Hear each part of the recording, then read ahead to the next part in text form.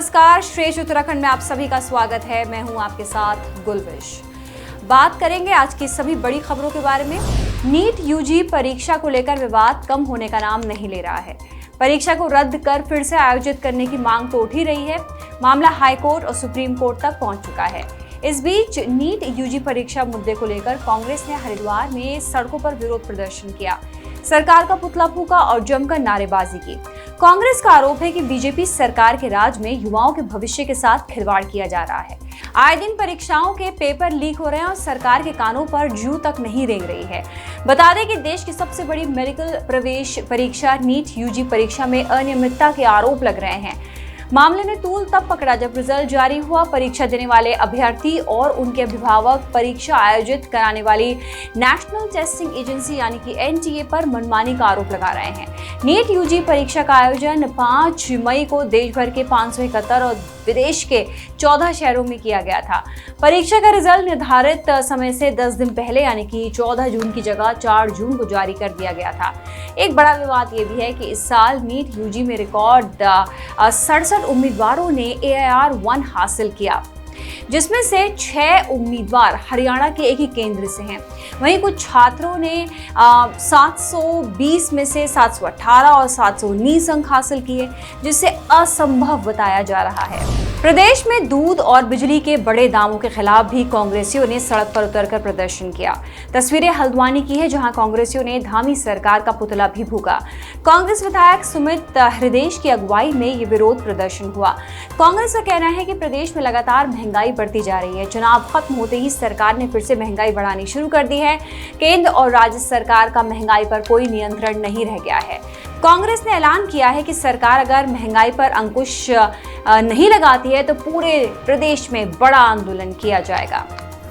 टिहरी में 15 दिन से धधक रहे जंगल के डराने वाले वीडियो सामने आ रहे हैं। आग पिछले 15 दिन से लगी और अब ये रिहायशी इलाकों और मोबाइल टावर तक जा पहुंची है, जिससे लोगों में दहशत फैली हुई है। वन विभाग की टीमें और फायर ब्रिगेड इलाके में तैनात हैं, लेकिन आग बुझाने की कोशिशें नाकाम साबित हो रही हैं। आग टिहरी जिले के गाँव बुड़ोगी के पास जंगल में लगी है। 28 मई को आग भड़की थी, जो आज तक नहीं बुझी है और अब इस आग के डराने वाले वीडियो सामने आ रहे हैं। आग की लपटें इतनी विकराल हैं कि उनमें निकलने वाले धुएं से जंगल के आसपास रहने वाले लोग काफी परेशान हैं। हल्द्वानी से आवारा जानवरों को हटाने में फेल साबित हुआ नगर निगम। जी हां, हल्द्वानी की सड़कों पर इन दिनों आवारा जानवरों का आतंक है।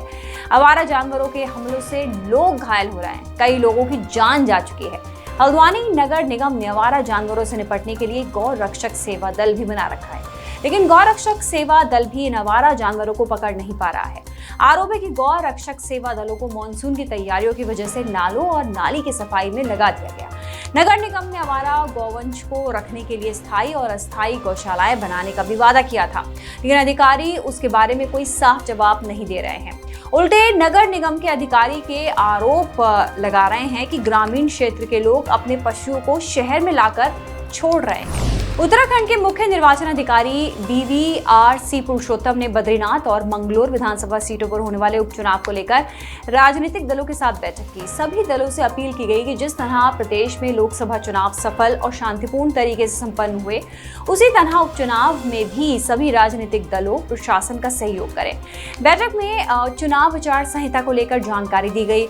चमोली जिले की बद्रीनाथ और हरिद्वार जिले की मंगलोर विधानसभा सीट पर 10 जुलाई को उपचुनाव के लिए वोटिंग होगी। नतीजे 13 जुलाई को आएंगे। हरिद्वार जिले से बड़ी खबर सामने आ रही है। यहाँ रविवार देर रात बाइक सवार युवकों ने देहरादून के एक न्यूज चैनल की महिला एंकर के साथ बदतमीजी की। एंकर ने जब युवकों की बदतमीजी का विरोध किया तो उन्होंने एंकर और उसकी बहन के साथ छेड़खानी करनी शुरू कर दी। इतना ही नहीं, दोनों आरोपियों ने युवतियों के कपड़े तक फाड़ दिए और मारपीट की। आरोपी नशे में धुत थे। किसी तरह जान बचाकर महिला पत्रकार और उसकी बहन पुलिस तक पहुंची, जिसके बाद पुलिस ने मुकदमा दर्ज कर लिया। दोनों आरोपियों को गिरफ्तार कर लिया गया। आरोपियों के नाम अर्जुन और शिवम हैं और दोनों हरिद्वार के इस्माइलपुर गांव के रहने वाले हैं।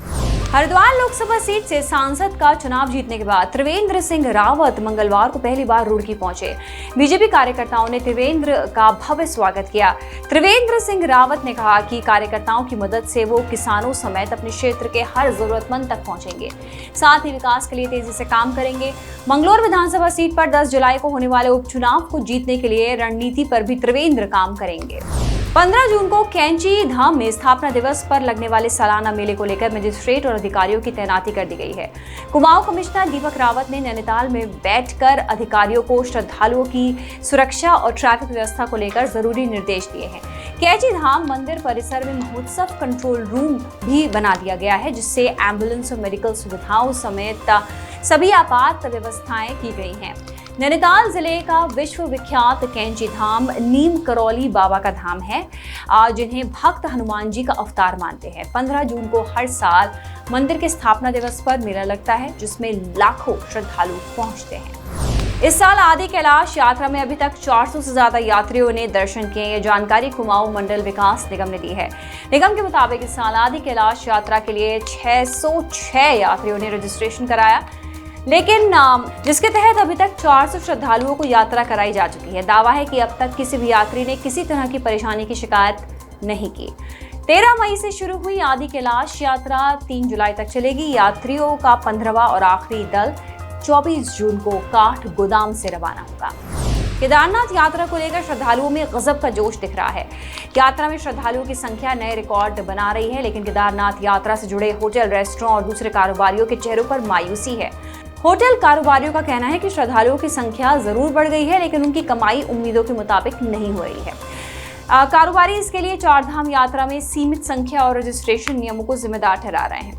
कारोबारियों का कहना है कि जून महीने में होटल की बुकिंग नहीं हो रही है, क्योंकि श्रद्धालुओं को ऑफलाइन और ऑनलाइन रजिस्ट्रेशन ही नहीं मिल रहे हैं। ऐसे में जिन श्रद्धालुओं ने पहले ही बुकिंग करवा ली थी, वो भी कैंसिल हो रही है। उत्तराखंड में सड़क हादसों से लोगों को बचाने के लिए सरकार ने बड़ा कदम उठाया है। अब प्रदेश में 2 व्हीलर पर पीछे बैठी सवारी के लिए हेलमेट लगाना अनिवार्य कर दिया गया है। इसके अलावा 4 व्हीलर्स में भी अब सभी को सीट बेल्ट लगानी जरूरी होगी। मुख्य सचिव राधा रतूड़ी ने सोमवार को सचिवालय में राज्य सड़क सुरक्षा कोष प्रबंध समिति की बैठक ली और उसी में हेलमेट और सीट बेल्ट समेत ट्रैफिक व्यवस्थाओं से जुड़े कई नए निर्देश जारी किए हैं। ट्रैफिक व्यवस्था को मॉडर्न और हाईटेक बनाने के लिए मुख्य सचिव ने कई प्रस्तावों को मंजूरी भी दी है। सीएम धामी ने मॉनसून को लेकर संबंधित विभागों और उनके अधिकारियों के साथ सचिवालय में समीक्षा बैठक की। इस दौरान धामी ने साफ लहजे में कहा कि मॉनसून के दौरान आपदा प्रबंधन में लापरवाही बर्दाश्त नहीं की जाएगी। अधिकारियों को अलर्ट मोड पर रहने और आपदा प्रबंधन से जुड़े सभी कार्य तय अवधि में पूरे करने के निर्देश दिए हैं। सीएम धामी ने कहा कि आपदा के लिहाज से अल्मोड़ा जिला बेहद संवेदनशील है।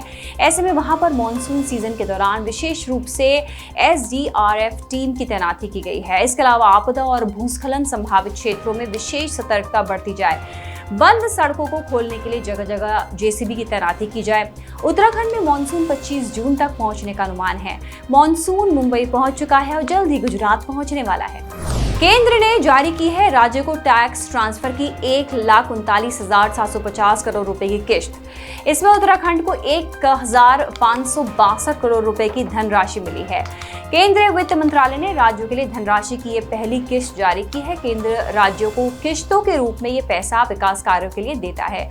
सीएम पुष्कर सिंह धामी ने इसके लिए प्रधानमंत्री नरेंद्र मोदी और वित्त मंत्री निर्मला सीतारमण का आभार जताया। मसूरी में प्लास्टिक बैग का इस्तेमाल न करने को लेकर निकाली गई है जागरूकता रैली। प्रदेश पोल्यूशन कंट्रोल बोर्ड ने मसूरी नगर पालिका परिषद, वेस्ट वॉरियर्स और स्कूलों के सहयोग से इस जागरूकता रैली का आयोजन किया। रैली के दौरान बच्चों ने लोगों को प्लास्टिक के खतरों से पर्यावरण और प्रकृति को बचाने और प्लास्टिक का इस्तेमाल न करने का संदेश दिया। प्रदेश की बड़ी टूरिस्ट सिटी में से एक मसूरी में प्लास्टिक बैग के इस्तेमाल पर पूरी तरह से पाबंदी है, फिर भी धड़ल्ले से प्लास्टिक बैग का इस्तेमाल होता है। तो न्यूज़ एक्सप्रेस में आज के लिए बस इतना ही। कल फिर से हाजिर होंगे, तब तक के लिए दीजिए इजाजत।